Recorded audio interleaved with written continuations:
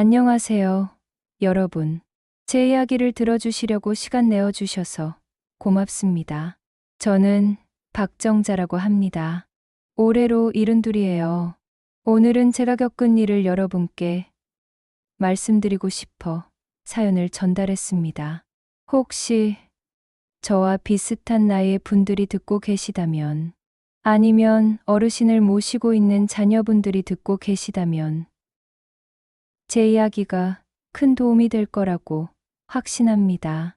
저는 평생을 일만 하며 살아왔습니다. 남편이 40도 되기 전에 세상을 떠나고 나서는 더욱 바쁘게 살았어요. 식당에서 설거지도 하고 청소 일도 마다하지 않았습니다. 새벽 4시에 일어나서 공장 청소를 하고 오후에는 분식집에서 일했어요. 저녁에는 또 다른 집 청소를 했죠. 하루에 3군데씩 일하는 날도 많았습니다. 2 아들을 키우려니까 정말 잠깐도 쉴 틈이 없었거든요. 큰아들 민수가 초등학생일 때부터 작은 아들 진호가 대학 졸업할 때까지 저는 정말 개미처럼 악착같이 돈을 모았습니다.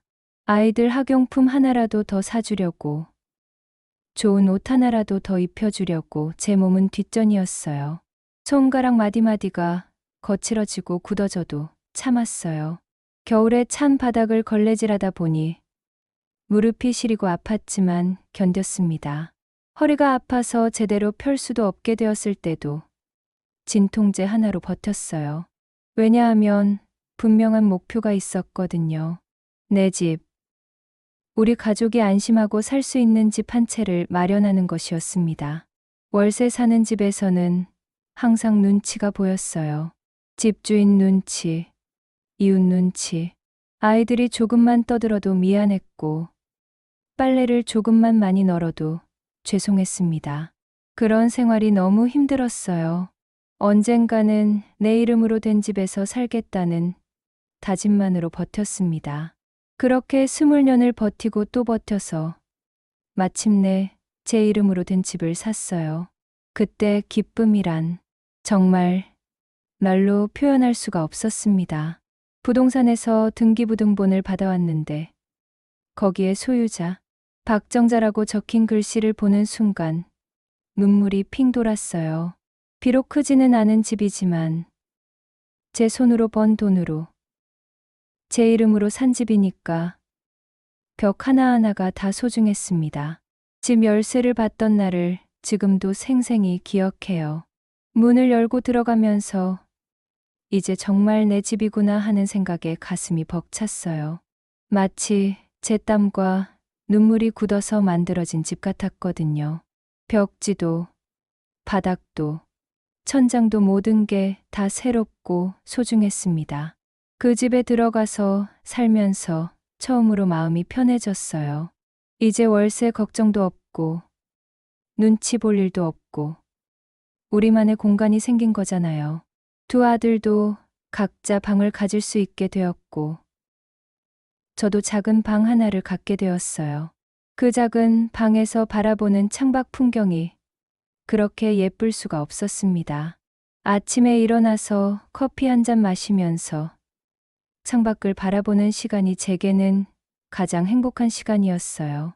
시간이 흘러서 2 아들이 다 결혼을 했습니다. 큰아들 민수는 어릴 때부터 조용한 성격이에요. 말수가 적고 내성적이었는데 결혼하고 나서도 마찬가지였어요. 대신 큰 며느리 수진이가 말이 많아요. 처음 만났을 때는 똑똑하고 활발한 며느리라고 생각했어요. 대화도 잘 통하고 저를 잘 챙겨주는 것 같았거든요. 하지만 시간이 지나면서 조금씩 이상한 기분이 들기 시작했습니다. 수진이가 저희 집에 올 때마다 이것저것 눈여겨보더라고요. 거실에 있는 가전제품들을 보고 각 방들을 들여다보고 심지어 베란다까지 나가서 주변 환경을 살펴보는 거예요. 처음에는 새 집에 관심이 많구나 생각했는데 점점 그게 단순한 관심이 아닌 것 같았어요. 작은 아들 진호는 큰형과는 정반대 성격이에요. 밝고 활발하고 말도 잘해요. 그런데 어디서 뭘 하는지 자세히는 모르겠지만 사업을 한다고 하면서 돈 이야기를 자주 꺼내더라고요. 요즘 부동산이 대박이래.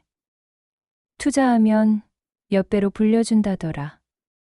그런 이야기를 자주 했어요. 어느 날 수진이가 저한테 이런 말을 했어요. 어머니, 이제 연세도 있으시고 혼자서 이 큰 집 관리하시기 힘드시죠? 우리한테 넘기시면 더 편히 사실 수 있을 거예요. 그 말을 들은 순간 뭔가 이상했어요. 아직 제가 건강하고 집 관리도 잘하고 있는데 왜 갑자기 그런 말을 하는 건지 이해가 안 갔거든요. 무슨 소리야? 나 아직 멀쩡한데 왜 그런 말을 하냐? 하고 물어봤더니 아, 그런 뜻이 아니에요. 어머니께서 더 편하게 지내실 수 있도록 저희가 도와드린다는 의미예요라고 하더라고요. 그런데 더 놀라운 건 작은 아들 진호의 반응이었어요. 형 말이 맞아. 엄마, 요즘 집값도 많이 올랐고 세금도 비싸잖아. 관리비도 만만치 않고 진호까지 형을 거들더라고요. 제 마음이 싸늘해졌습니다. 아, 이 아이들이 내 집을 노리고 있구나 하는 생각이 들었어요. 민수는 평소보다 말을 많이 했어요. 엄마, 우리가 효도하고 싶어서 하는 말이에요. 이 집 유지하는 것도 쉬운 일이 아니잖아요. 수도세, 전기세, 관리비, 재산세, 다 만만치 않잖아요. 그렇게 차근차근 설명하더라고요. 저는 웃으면서 대답했습니다. 니들 편하라고 산 집 아니다. 이 집은 내 마지막 숨터야. 내가 죽을 때까지 여기서 살 거고, 죽어서도 이 집이 내 안식처가 될 거다. 아직 내가 정정하니까 걱정 말아라. 그렇게 말했는데도 아이들 표정이 별로 좋지 않았어요. 웃지도 않고 서로 눈빛만 주고받더라고요. 수진이가 다시 말했어요. 어머니, 저희가 걱정하는 건 어머니께서 혼자 계시는 게 위험할까봐 그런 거예요. 만약에 밤에 갑자기 응급 상황이 생기면 어떡해요? 그 말도 일리가 있어 보였지만 뭔가 석연치 않았어요. 그 이후로 집안 분위기가 이상해졌어요. 아이들이 놀러 와도 예전만큼 편해 보이지 않았고, 특히 수진이의 시선이 달라졌어요. 뭔가 계산하는 듯한, 집값을 재보는 듯한 그런 눈빛으로 집 안 곳곳을 살펴보더라고요. 거실 인테리어를 보고, 방 크기를 재보고, 창문에서 바깥 전망도 확인하고, 며칠 뒤에 수진이가 서류를 가져왔어요. A사 용지 몇 장이었는데 글씨가 너무 작았어요. 어머니, 이거 좀 보세요. 그냥 명의만 잠깐 돌리는 거예요. 어머니 이름 그대로 두면 세금을 너무 많이 내야 해서요. 서류를 받아보니 제가 돋보기를 써도 잘 안 보이는 복잡한 내용들이 빽빽하게 적혀 있더라고요. 이게 정확히 뭐냐? 하고 물어보니까 요즘 부동산 보유세가 너무 비싸져서 이런 식으로 해야 세금을 덜 낼 수 있어요. 어머니는 계속 여기서 사시는 거고 그냥 서류상으로만 조금 바뀌는 거예요. 실제로는 아무것도 달라지지 않아요라고 하더라고요. 저는 연필을 들었다가 다시 내려놨어요. 뭔가 찜찜했거든요. 평생 중요한 일은 충분히 생각해보고 결정하는 습관이 있었는데 이건 너무 성급한 것 같았어요. 그냥 돌리는 거라며? 나중에 문제 없냐? 하고 다시 물어봤더니 그럼요. 나중에 다시 돌려드릴게요. 걱정 마세요라고 하면서 환하게 웃더라고요. 그런데 그 웃음이 진짜 웃음인지 아니면 다른 의도가 있는 웃음인지 잘 모르겠었어요. 오랜만에 내 아들들을, 내 며느리를 의심하게 되었습니다. 이런 감정이 드는 게 너무 슬프고 힘들었어요. 그날 밤에 이웃에 사는 최 할머니가 놀러 오셨어요. 최 할머니는 저보다 4살 위신데 세상 경험이 정말 많으신 분이에요. 평생 고생도 많이 하시고 사람 보는 눈도 있으시거든요. 최 할머니께 그날 있었던 일을 자세히 말씀드렸더니 할머니가 심각한 표정을 지으시면서 천천히 말씀하셨어요. 정자야, 내가 이 나이까지 살면서 깨달은 게 하나 있어. 세상에 그냥이라는 건 절대 없다. 특히 돈이나 재산 문제에서는 더욱 그래. 가족 사이라고 해서 다를 게 없어. 오히려 가족 사이에서 더 조심해야 해. 피를 나눈 사이라는 믿음 때문에 강심하기 쉽거든. 최할머니는 계속 말씀하셨어요. 요즘 젊은 사람들은 부모한테서 받을 게 있으면 온갖 좋은 말을 다 해. 효도한다고, 편하게 해드린다고. 하지만 막상 받고 나면 태도가 180도 달라져. 내가 주변에서 그런 경우를 너무 많이 봤어. 정자야, 너 혼자 힘들게 모은 집인데 함부로 결정하지 마라. 그 말을 들으니까 더욱 혼란스러웠어요. 한편으로는 내 아이들을 믿고 싶었고, 다른 한편으로는 최 할머니 말씀이 맞는 것 같기도 했거든요. 그래서 그날 밤엔 한숨도 못 잤어요. 계속 이런 생각이 들었습니다. 내가 너무 의심이 많은 건가? 아니면 정말 조심해야 하는 건가? 다음 날 아침에 일어나서 그 서류를 다시 봤어요. 글씨는 여전히 작았고 내용은 여전히 어려웠어요. 하지만 한 가지는 확실했어요. 이 서류에 도장을 찍으면 뭔가 중요한 게 달라진다는 것이었죠. 저는 그 서류를 서랍 깊숙한 곳에 넣어두었어요. 아직 결정할 때가 아니라고 생각했거든요. 그런데 그날 이후로 집 분위기가 더욱 이상해졌어요. 왠지 모르게 서늘한 기운이 도는 것 같았어요.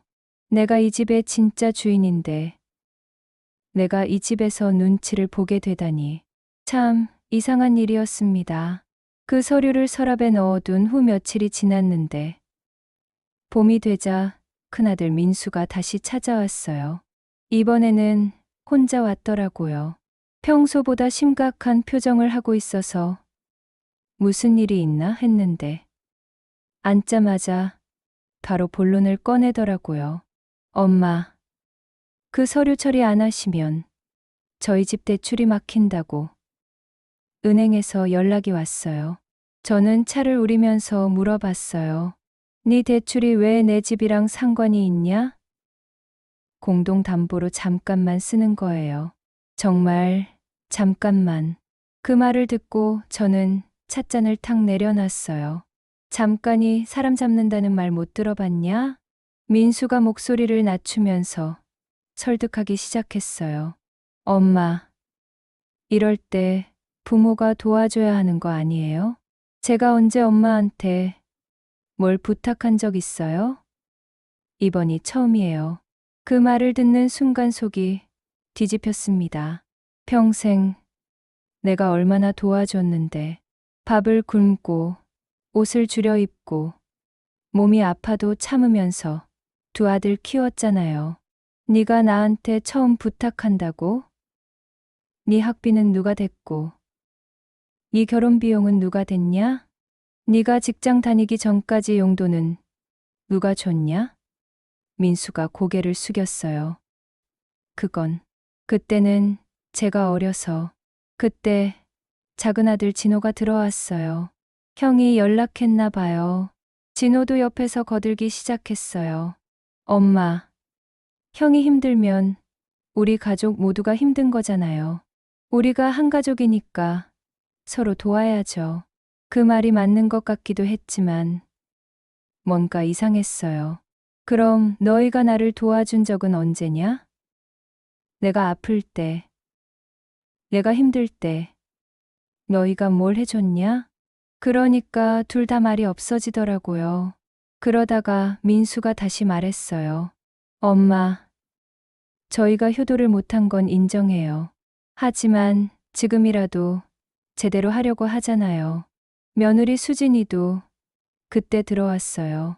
셋이 미리 약속이라도 한 것처럼 한꺼번에 나타나니까 기분이 묘했어요. 수진이가 제 옆에 앉으면서 말했어요. 솔직히 말씀드릴게요. 어머니, 이 집은 어머니 혼자 힘으로만 산 건 아니잖아요? 두 아들도 있었고, 가족이 함께 모은 거죠. 그 말이 목에 걸렸어요. 뭐라고 대답해야 할지 몰랐거든요. 니들이 이 집 벽돌 하나라도 날랐냐? 시멘트 한 포대라도 샀냐? 수진이가 미소를 지으면서 대답했어요.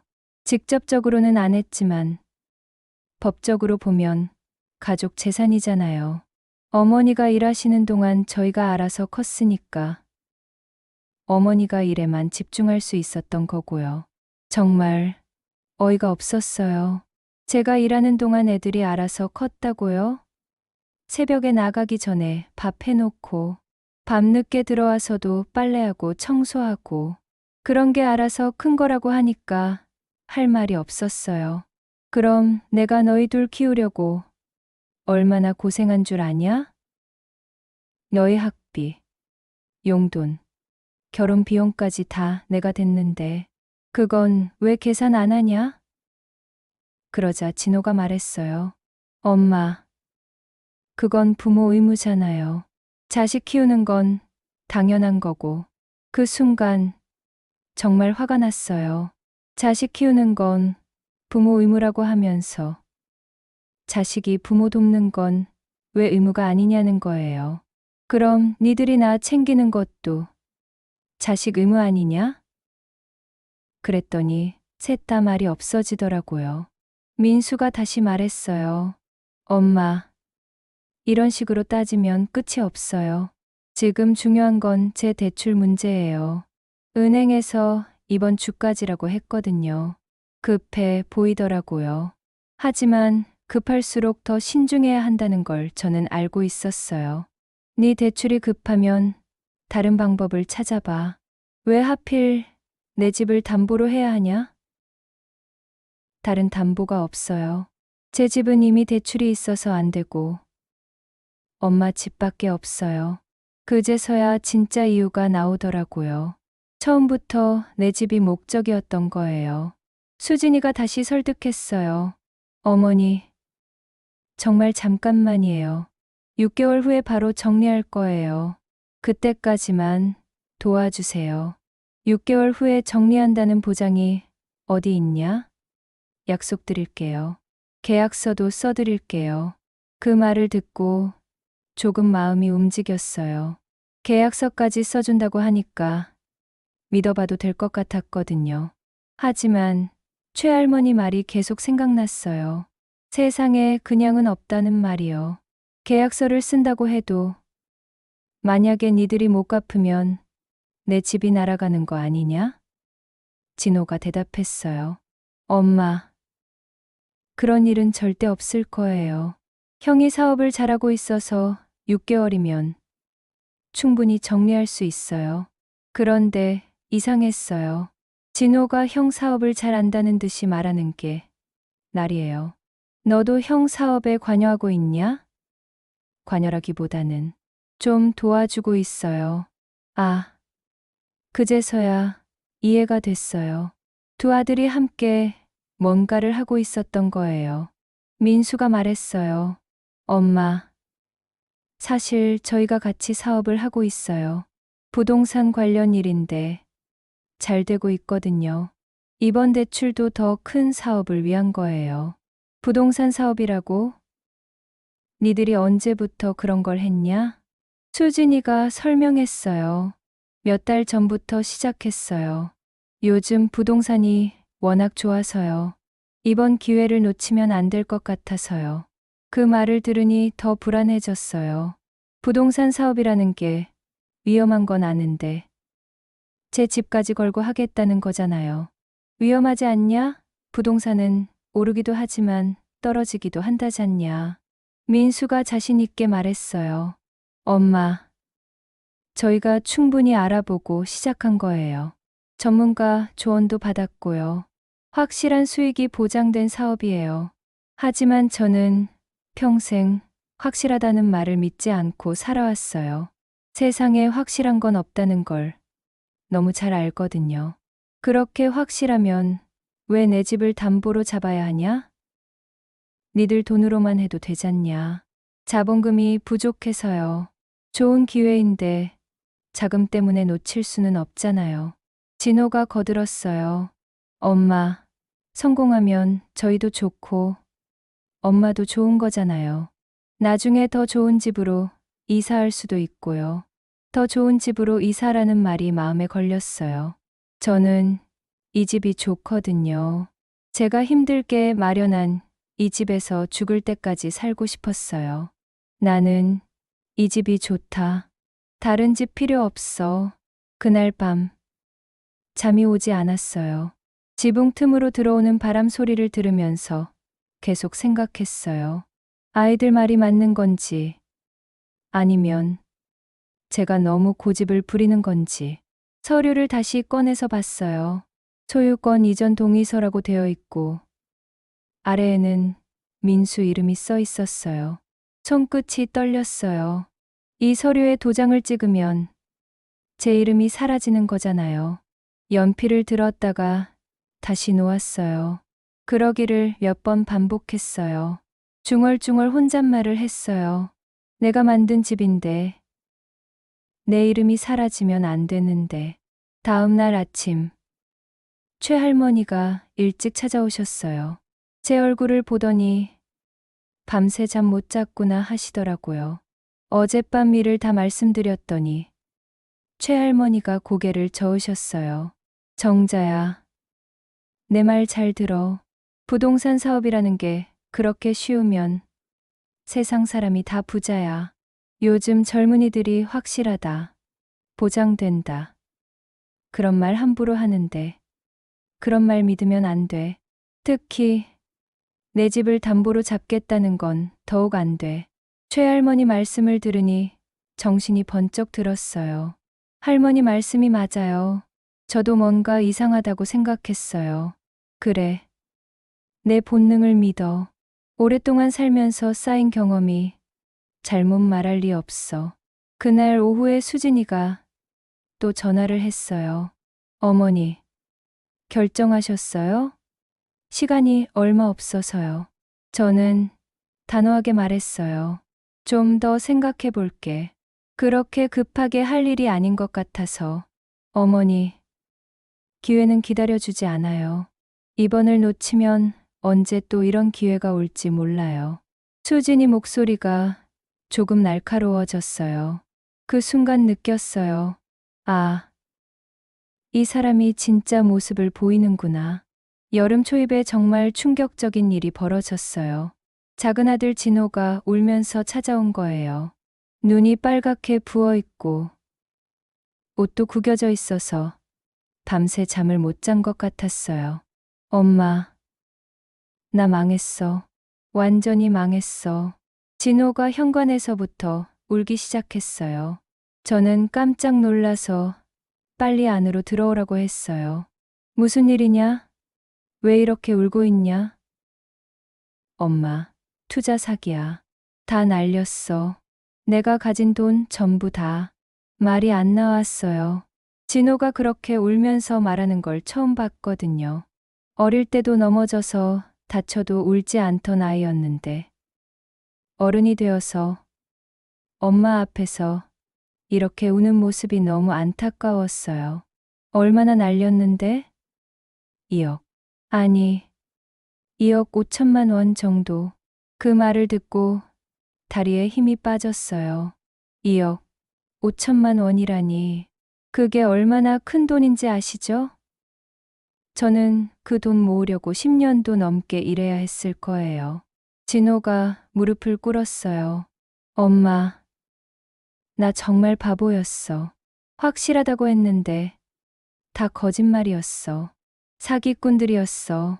그러면서 손을 비비며 계속 울었어요. 엄마, 집 담보로 대출 좀만 더. 이번만 도와줘. 이대로 있으면 나 정말 죽어. 그때 저는 뭔가 이상하다고 생각했어요. 그 집 이미 형 이름으로 넘어간다고 했잖냐. 담보대출은 형이 받는 거라고 했고, 진호가 멍하니 저를 봤어요. 뭐 형이 뭐라고? 내 형이 그 서류 때문에 집 명의를 바꾸겠다고 했잖냐. 진호의 얼굴이 점점 굳어졌어요. 형이 내 몰래 엄마 집을 가져가려고 했다고? 그 순간 진호의 눈빛이 완전히 바뀌었어요. 슬픔에서 분노로 바뀌는 걸 제가 똑똑히 봤어요. 저는 그제서야 깨달았어요. 두 아들이 서로 다른 계획을 가지고 있었다는 걸 말이에요. 민수는 집 명의를 자기 이름으로 바꾸려고 했고, 진호는 그 집을 담보로 돈을 빌리려고 했던 거예요. 둘 다 제 집을 노리고 있었지만 서로는 모르고 있었던 거죠. 엄마, 형이 정확히 뭐라고 했어? 진호가 다급하게 물어봤어요. 저는 민수가 했던 말들을 그대로 전해줬어요. 대출 담보가 필요하다는 것, 6개월만 빌려달라는 것, 부동산 사업을 한다는 것까지 다 말했어요. 진호가 웃기 시작했어요. 그런데 정말 무서운 웃음이었어요. 아, 그래. 형이 나를 이용한 거구나. 내가 투자 사기당한 걸 알고서도 모른 척하면서 혼자 엄마 집을 차지하려고 했구나. 그 말을 듣는 순간 소름이 돋았어요. 무슨 소리냐? 형이 네 사정을 알고 있었다고? 엄마, 내가 투자한 그 회사 형이 소개해 준 거야. 형이 확실하다고 해서 전 재산을 넣었던 거라고. 그 순간 모든 퍼즐이 맞춰졌어요. 민수가 진호를 사기에 빠뜨려 놓고 그 틈에 제 집을 가져가려고 했던 거였어요. 진호가 문을 박차고 나갔어요. 형하고 얘기하고 올게. 그러고는 뛰어나가더라고요. 저는 뒤따라가려고 했지만 진호가 너무 빨라서 따라갈 수가 없었어요. 불안한 마음에 집에서 기다리고 있는데 몇 시간 후에 큰아들 집에서 전화가 왔어요. 수진이 목소리였어요. 어머니, 지금 진호 씨가 경찰서에 있어요. 민수도 같이 있고요. 무슨 일이냐? 무슨 일이 있었냐? 두 분이 싸우다가 이웃에서 신고를 했대요. 어머니가 와주셔야 할 것 같아요. 경찰서까지 가는 길이 너무 멀게 느껴졌어요. 택시 안에서 계속 생각했어요. 내가 뭘 잘못했나? 왜 내 아들들이 이렇게 됐을까? 가슴이 너무 답답했어요. 경찰서에 도착했을 때 두 아들의 모습을 보고 깜짝 놀랐어요. 민수는 입술이 터져 있고 진호는 코에서 피가 났더라고요. 서로 주먹 다짐을 한 거예요. 제 아들들이 경찰서에서 이런 모습으로 앉아 있는 걸 보니까 눈앞이 캄캄했어요. 경찰관이 상황을 설명해 줬어요. 어르신, 두 아드님이 집안 재산 문제로 다투다가 싸움이 일어났습니다. 이웃 신고로 저희가 출동했는데 다행히 크게 다친 분은 없습니다. 하지만 서로 고소를 하겠다고 하셔서 그 말을 듣는 순간 가슴이 무너져 내리는 것 같았어요. 내 두 아들이 서로를 고소하겠다고 하다니 이게 정말 현실인가 싶었어요.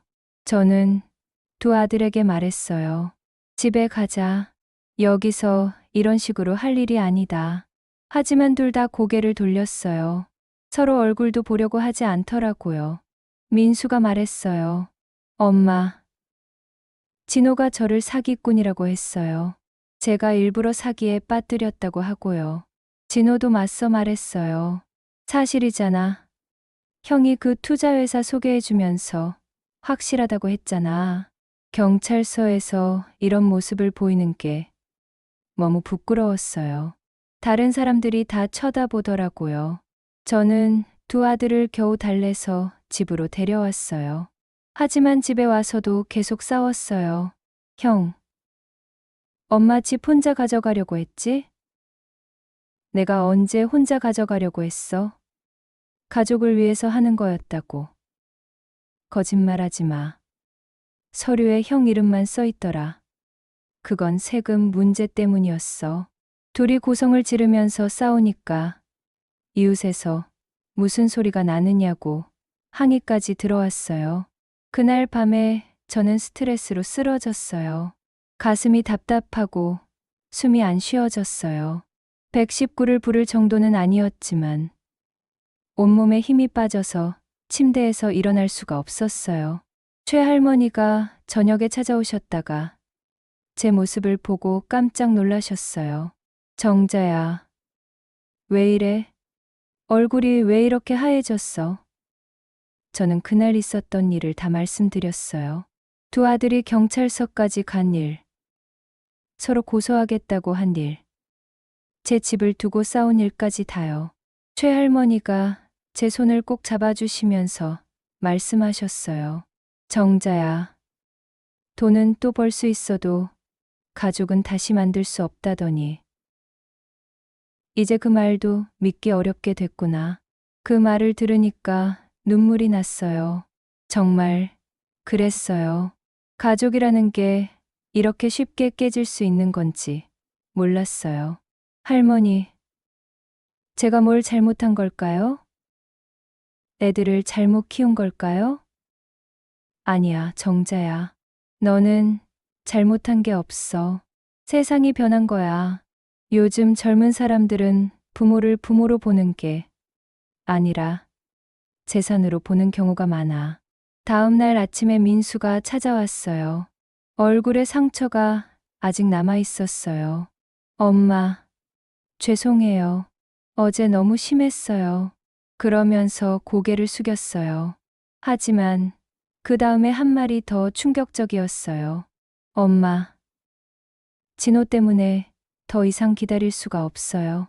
진호가 엄마 집에 대출을 받으려고 할지도 몰라요. 그렇게 되기 전에 서류 처리를 해야 해요. 아직도 제 집을 노리고 있더라고요. 어제 경찰서까지 가서 동생과 싸운 것도 모자라서 말이에요. 네가 진호를 사기에 빠뜨린 게 맞냐? 엄마, 그건 오해예요. 저도 그 회사가 사기인 줄 몰랐어요. 정말로요. 하지만 민수 눈을 보니까 뭔가 숨기는 게 있는 것 같았어요. 목소리도 떨리고 시선도 피하고 있었거든요. 오후에는 진호가 왔어요. 코에 반창고를 붙이고 있었어요. 엄마, 내가 형을 너무 믿었어. 형이 투자하라고 할 때 의심했어야 했는데. 그러면서 또 울기 시작했어요. 엄마, 이제 내가 할 수 있는 건 엄마 집밖에 없어. 제발 도와줘. 두 아들이 번갈아 가면서 찾아와서 똑같은 집을 달라고 하는 상황이 되었어요. 한 명은 명의를 달라고 하고, 한 명은 담보를 달라고 하고, 저는 정말 어떻게 해야 할지 모르겠더라고요. 그날 밤에 라디오에서 나온 뉴스를 들었어요. 요즘 가족 간 재산 분쟁이 늘고 있습니다. 특히 부모의 부동산을 둘러싼 형제 간 갈등이 심각한 사회 문제가 되고 있습니다. 마치 저희 집 이야기를 하는 것 같았어요. 저는 그때 결심했어요. 이 상황을 명확히 해야겠다. 누가 거짓말을 하고 있는지 알아봐야겠다. 그래서 다음 날 직접 구청에 가기로 했어요. 제 집이 지금 어떤 상태인지 정확히 알아보려고 말이에요. 가을 바람이 불던 날, 저는 무거운 마음을 안고 구청으로 향했어요. 평생 그곳에 몇 번 가본 적이 없었는데 이런 일로 가게 될 줄은 꿈에도 몰랐어요. 구청 민원실에 도착해서 등기부등본을 떼달라고 했어요. 직원이 어떤 목적으로 필요하신가요? 라고 물어보길래 제 집이 지금 어떤 상태인지 확인하려고요 라고 대답했어요. 직원이 이상한 표정을 지었지만 서류를 뽑아줬어요. 등기부등본을 받아든 순간 눈앞이 캄캄해졌어요. 소유자 박민수. 제 이름이 아니라 큰아들 민수 이름이 적혀 있는 거예요. 언제 바뀐 건지도 모르겠고 어떻게 바뀐 건지도 모르겠더라고요. 다리에 힘이 빠져서 의자에 주저앉았어요. 그런데 더 충격적인 건 그 밑에 있었어요. 근저당권자 박진호. 작은 아들 진호 이름으로 근저당이 설정되어 있었어요. 한 집의 큰아들은 소유자로, 작은 아들은 근저당권자로 각각 이름이 올라가 있는 거였어요. 이게 무슨 일인지 도저히 이해할 수가 없었어요. 이게 언제 바뀐 거예요? 직원에게 물어봤더니 소유권 이전은 2달 전이고 근저당 설정은 1달 전이네요 라고 하더라고요. 2달 전이면 제가 서류를 받았을 때쯤이었어요. 그러니까 제가 서명하지도 않았는데 명의가 바뀐 거였어요. 제가 서명하지 않았는데 어떻게 이렇게 될 수 있나요?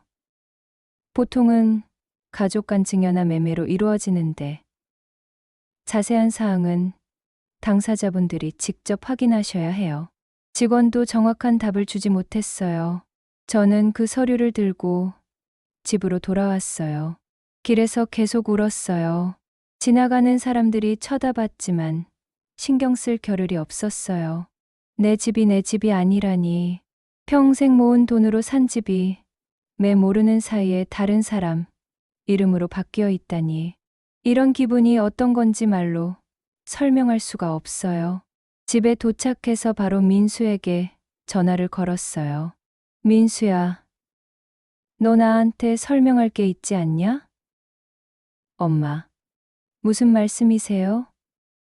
내가 구청에서 등기부등본을 떼왔는데 집 소유자가 내 이름으로 되어 있더라. 언제 바꾼 거냐? 전화 너머로 한참 조용했어요. 그러다가 민수가 말했어요. 엄마, 그건 제가 설명드릴게요. 지금 가겠습니다. 지금 당장 와. 설명 안 하면 가만 안 둔다. 정말 화가 났거든요. 1시간 후에 민수가 왔어요. 수진이도 같이 왔더라고요. 둘 다 뭔가 준비해온 것처럼 침착해 보였어요. 저는 등기부등본을 테이블에 탁 내려놓았어요. 이게 뭐냐? 설명해봐라. 수진이가 먼저 말했어요. 어머니, 그건 어머니를 보호하기 위해서 한 거예요. 내를 보호한다고? 내 이름을 지워버리는 게 날 보호하는 거냐? 진호 씨가 집에 대출을 받으려고 했어요. 그렇게 되면 집을 잃을 수도 있잖아요. 민수가 거들었어요. 엄마, 진호가 사기당한 거 아시잖아요. 그 돈 갚으려고 엄마 집을 담보로 대출받으려고 했어요. 그걸 막기 위해서 제 이름으로 옮긴 거예요. 그럼 왜 미리 말하지 않았냐? 내가 모르는 사이에 왜 했냐? 말씀드렸으면 걱정하실까 봐요. 어차피 엄마는 계속 여기서 사시는 거니까 실질적으로는 아무것도 달라지지 않아요. 하지만 저는 납득할 수 없었어요. 그럼 이 근저당은 뭐냐? 진호 이름으로 왜 근저당이 설정되어 있냐? 그러자 둘 다 말이 없어졌어요. 뭔가 숨기고 있다는 게 분명했어요. 대답 안 하면 경찰서에 신고한다. 그제서야 민수가 입을 열었어요. 그건 진호가 혼자 한 거예요. 제가 모르는 사이에 근저당을 설정했어요. 어떻게 그런 일이 가능하냐? 가족이니까 서류상으로는 가능해요. 이해가 안 됐어요. 집 소유자는 민수인데 근저당권자는 진호라니. 이런 복잡한 상황이 어떻게 만들어진 건지 모르겠더라고요. 그럼 지금 이 집은 누구 거냐? 네 거냐? 진호 거냐? 수진이가 설명했어요. 법적으로는 민수 소유지만 진호 씨가 근저당을 설정해서 복잡해진 거예요. 근저당이 있으면 함부로 팔 수도 없고 대출받기도 어려워요. 그 말을 듣고 더 화가 났어요. 내 집이 이렇게 복잡하게 얽혀 있다니. 너희들이 다 짜고 한 거 아니냐? 형은 소유권 가져가고 동생은 담보권 가져가고 엄마, 정말 아니에요. 저희가 그럴 리 없잖아요. 하지만 믿을 수가 없었어요. 너무나 교묘하게 잘 짜인 계획 같았거든요. 그때 진호가 들어왔어요. 문을 쾅 열고 들어오더니 형을 보자마자 소리를 지르기 시작했어요. 형, 왜 내 허락도 없이 집 명의를 바꿨어? 너도 내 허락 없이 근저당 설정했잖아. 또 싸우기 시작했어요. 저는 두 아들을 보면서 정말 한심했어요. 너희들 다 내 앞에서 나가. 내 집에서 싸우지 마. 그렇게 소리쳤더니 셋 다 조용해졌어요. 너희들이 뭘 했든 상관없어. 이 집은 내 집이야. 내가 다시 찾을 거야. 며느리 수진이가 말했어요. 어머니, 이미 법적으로 처리된 일인데 되돌리기 어려울 거예요. 그럼 어떻게 하라는 거냐? 내가 내 집에서 쫓겨나라는 거냐? 그런 게 아니라 현실적으로 복잡한 문제라는 뜻이에요. 그날 밤 최할머니가 오셨어요. 제 상황을 다 말씀드렸더니 최할머니가 깜짝 놀라셨어요. 이런 일이 있을 수 있나? 정자야, 이건 명백한 사기야. 너를 속인 거라고. 할머니, 저는 어떻게 해야 해요? 증거를 모아야 해.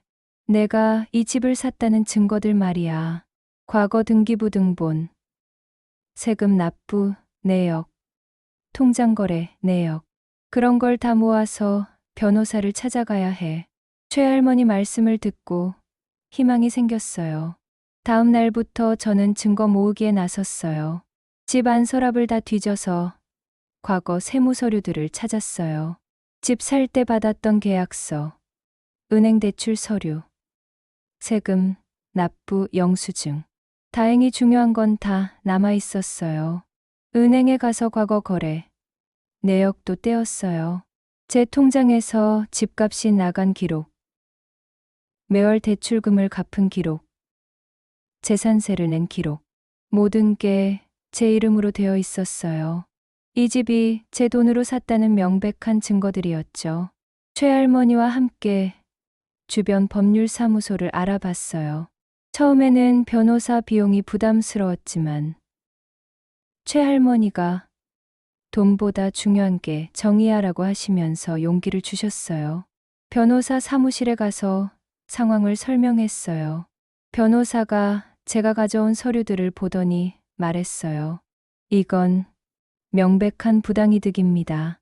충분히 승산이 있어요. 소유권을 되찾을 수 있습니다.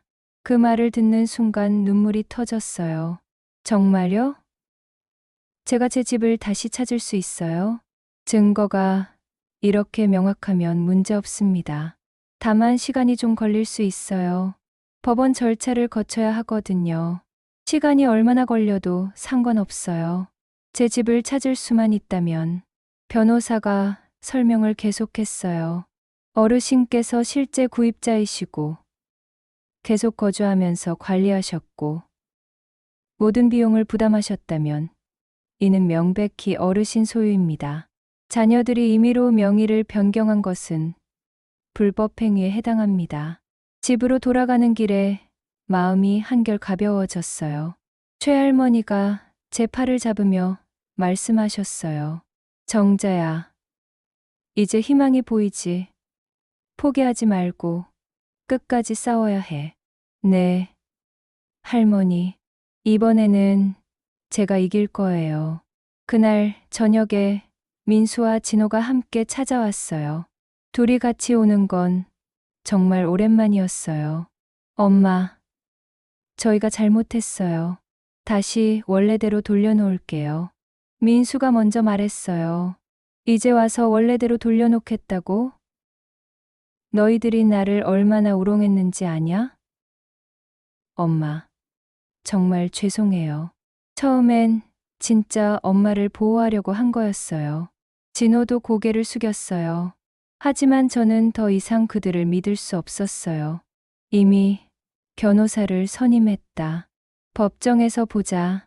그 말을 듣고 둘 다 얼굴이 하얗게 질렸어요. 엄마, 가족끼리 법정까지 가시려고요? 가족이 이런 식으로 하냐? 수진이도 같이 왔는데 이제는 예전처럼 애교 부리지 않더라고요. 어머니, 변호사 비용도 만만치 않을 텐데 괜히 돈 낭비하지 마세요. 그 말을 듣고 완전히 화가 났어요. 내 돈 내가 쓰는데 네가 왜 상관하냐? 그날 밤 혼자 앉아서 생각해 봤어요. 내가 평생 모은 돈으로 산 집인데 왜 이런 일을 겪어야 하나? 하지만 이제는 포기하고 싶지 않았어요. 끝까지 싸워서 제 집을 되찾기로 결심했습니다. 그로부터 석 달이 지나서 겨울 초입에 드디어 판결이 났어요.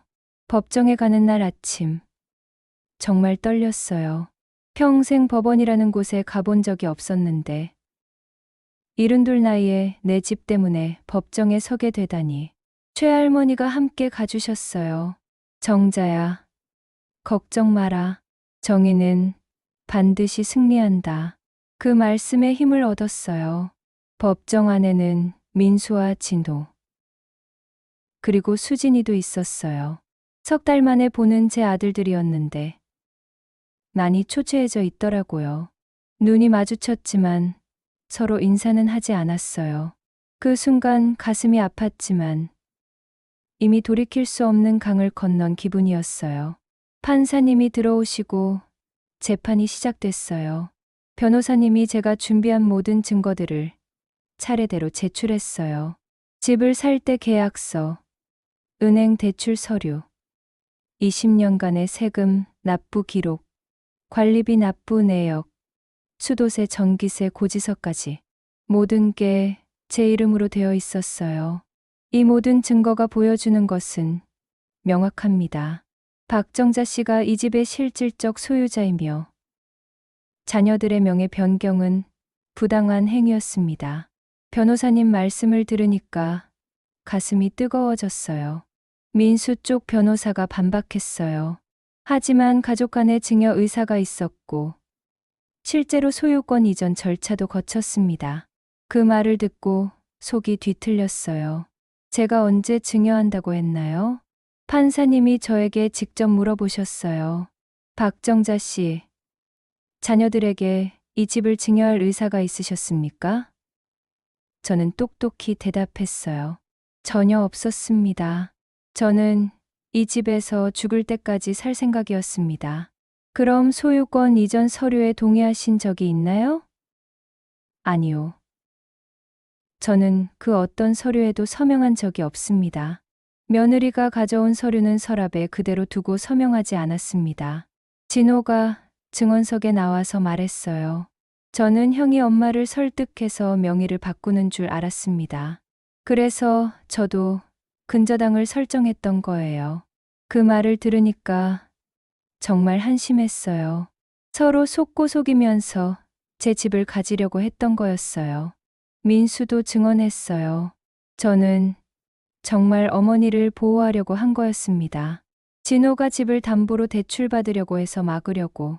하지만 판사님이 냉정하게 말씀하셨어요. 보호하려면 당사자의 동의를 구했어야죠. 재판 과정에서 정말 충격적인 사실이 더 밝혀졌어요. 민수와 수진이가 처음부터 계획적으로 제 집을 가져가려고 했다는 거예요. 진호의 투자 사기도 우연이 아니라 민수가 의도적으로 유도한 거였대요. 진호가 빚에 허덕이게 만들어서 집에서 내쫓으려고 했던 거예요. 형, 정말 그런 거야? 진호가 법정에서 울면서 물어봤어요. 민수는 고개를 숙이고 대답하지 않았어요.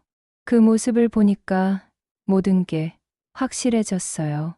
제 큰아들이 동생까지 이용해서 제 집을 차지하려고 했던 거였어요. 법정이 조용해졌어요. 판사님이 심각한 표정으로 말씀하셨어요. 이는 단순한 가족 분쟁이 아닙니다. 명백한 사기 행위이며 부모에 대한 배신입니다. 그 말씀을 듣는 순간 눈물이 터졌어요. 드디어 판결이 선고됐어요. 소유권은 원고 박정자에게 환원합니다. 피고들의 모든 권리는 무효로 합니다. 법정 안이 조용해졌어요. 저는 믿을 수가 없어서 변호사님을 다시 한번 봤어요. 이긴 거예요? 네. 완전 승리입니다. 민수와 진호는 고개를 숙이고 있었어요. 수진이는 입술을 꽉 깨물고 있더라고요. 제가 이기긴 했지만 기쁘지 않았어요. 내 아들들이 법정에서 죄인이 되는 모습을 보니까 마음이 너무 아팠거든요. 법원을 나오는 길에 민수가 뒤따라왔어요. 엄마, 정말 죄송해요. 처음엔 정말 엄마를 위해서 한 거였는데. 하지만 저는 뒤돌아보지 않았어요. 이제 와서 죄송하다고? 늦었다. 진호도 울면서 말했어요. 엄마, 저는 형한테 속은 거예요. 저도 피해자라고요. 하지만 저는 차갑게 말했어요.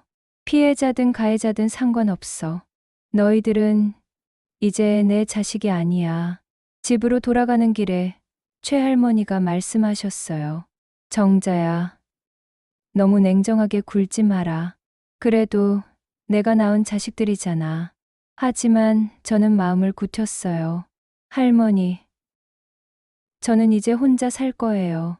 더 이상 가족 때문에 상처받고 싶지 않아요. 그날 밤, 다시 내 집 마루에 혼자 앉았어요. 손바닥을 바닥에 대고 있으니까 차갑더라고요.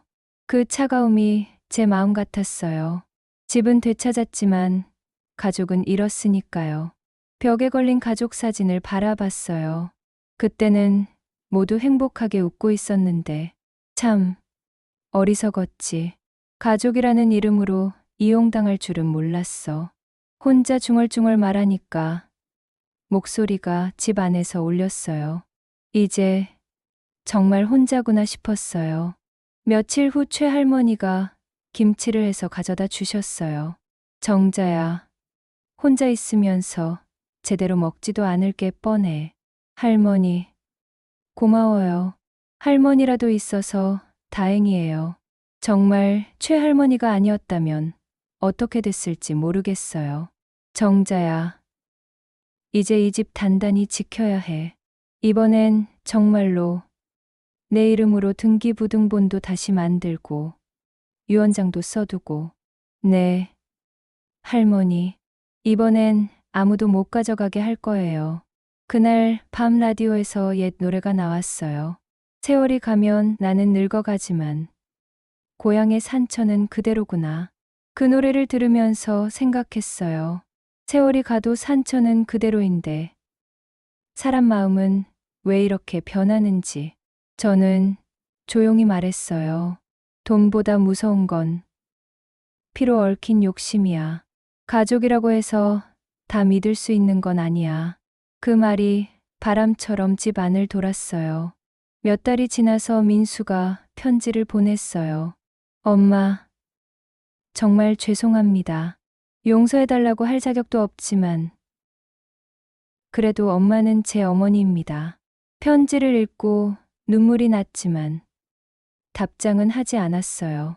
아직은 용서할 마음이 생기지 않거든요. 진호도 가끔 집 앞을 지나가더라고요. 멀리서 집을 바라보고 있다가 저와 눈이 마주치면 고개를 숙이고 지나가요. 그 모습을 보면 가슴이 아프지만 다가가지는 않아요. 이제 저는 이 집에서 혼자 살아요. 때로는 외롭지만 평온해요. 아무도 제 집을 탐내지 않으니까요. 최할머니가 가끔 찾아와 주시고 다른 이웃 할머니들도 안부를 물어봐 주셔서 완전히 혼자는 아니에요. 작은 화분에 꽃도 키우고 라디오도 들으면서 조용히 살고 있어요. 아침에 일어나서 창문을 열고 신선한 공기를 마실 때 이 집이 정말 내 집이구나 하는 생각이 들어요. 그럴 때가 제일 행복해요. 요즘 젊은 분들이 부모님을 모실 생각은 하지 않고 재산만 노리는 경우를 많이 본다고 해요. 저처럼 당하시는 분들이 많아지고 있대요. 그래서 제 이야기를 들려드리는 거예요. 여러분, 특히 저와 같은 나이대의 분들에게 말씀드리고 싶어요. 아무리 가족이라도 재산 문제에서는 조심하세요. 좋은 말로 꿰어도 서두르지 말고 충분히 생각해 보세요. 그리고 무엇보다 중요한 건 여러분 명의로 된 재산은 함부로 남에게 넘기지 마세요. 가족이라고 해도 말이에요. 혹시 지금 저와 비슷한 상황에 계신 분이 있다면 포기하지 마세요. 법은 정의로운 사람 편이에요. 증거를 모으고 전문가의 도움을 받으면 충분히 이길 수 있어요. 나이가 많다고 해서 당하고만 살 필요는 없거든요. 국물을 끓이면서 생각해요. 내 집에서 내가 끓인 국물이 이렇게 따뜻할 수가 없어요. 집에는 다시 불이 켜졌고 제 마음에도 작은 불이 켜졌어요. 혼자지만 당당해요. 제가 지켜낸 집이니까요. 마지막으로 여러분께 부탁드려요. 이 이야기가 마음에 닿았다면 주변 분들에게도 꼭 들려주세요. 누군가에게는 가족보다 무서운 게 침묵일 수도 있거든요. 당하고만 있지 말고 목소리를 내야 해요. 긴 이야기 끝까지 들어주셔서 고맙습니다. 여러분 모두 건강하시고 행복하세요. 그리고 소중한 것들 잘 지키시길 바라요. 안녕히 계세요.